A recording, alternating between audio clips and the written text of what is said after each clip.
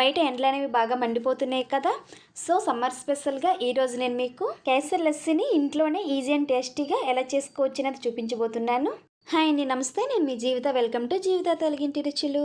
ఈ కేసర్ లస్సీ అనేది బ్యూటిఫుల్గా కనిపించడంతో పాటు చాలా టేస్టీగా కూడా ఉంటుంది. మరి ఇంకా లేట్ చేయకుండా కేసర్ లస్సీని ప్రిపేర్ చేసే ప్రాసెస్ ఏంటో చూసేద్దాం పదండి. ఒక మిక్సీ జార్ని తీసుకొని అందులో 1/2 కప్పు వరకు పెరుగుని యాడ్ చేసుకోవాలి. ఈ పెరుగును కూడా మనం ఫ్రిడ్జ్లో పెట్టి చిల్లుడిగా తీసుకుంటేనే లస్సీ బాగుంటుంది. అలాగే స్వీట్నెస్ కోసం 1.5 టేబుల్ స్పూన్ దాకా పంచదారని కూడా వేసుకోండి. ఇప్పుడు ఇందులో 4 టేబుల్ స్పూన్ దాకా పాలలోని 1/2 చిటికెడు కుంకుమ పువ్వును వేసి అరగంట పాటు నానబెట్టి తీసుకున్న పాలను ఇందులో వేస్తున్నాను. అలాగే 2-3 ఐస్ క్యూబ్స్ని కూడా యాడ్ చేసుకొని ఈ మొత్తాన్ని ఫైన్గా బ్లెండ్ చేసుకోండి. 2-3 నిమిషాలు మీడియం స్పీడ్లో బ్లెండ్ చేసుకొని గ్లాసులో సర్వ్ చేసుకోవడమే.